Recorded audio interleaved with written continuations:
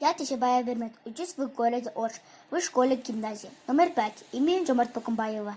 В 4 Б классе. Мою учительницу зовут Гульмира Оразалиевна. Я ее обожаю и очень уважаю. И я по ней очень соскучилась. В данном карантине и я помогаю маме, читаю книжки, телевизор смотрю.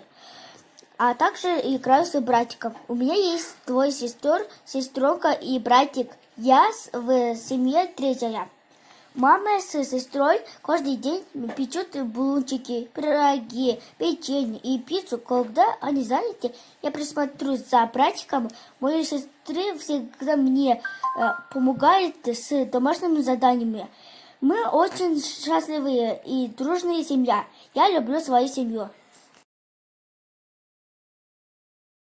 Наша Сукуль зимой и летом. В любом случае любит.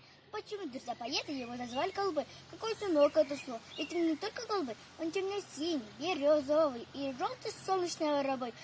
Он ветер волна валяет, он хорошо чтоникот, а полили его сильнее, он новым цветом полюхнет.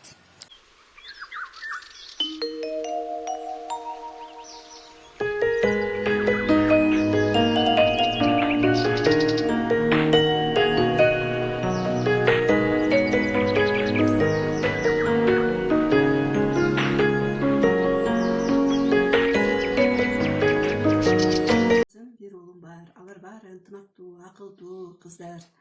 Алар жумуштан болобу, окуудан болобу, оюндан болобу бири-бирине дайым жардамдашып келишет. Чоң кызым 10 класста, экинчим 8 класс, үчүнчүм Бермет 4 класста, ал эми кичинелерим 6 жаш жана 2 жашта.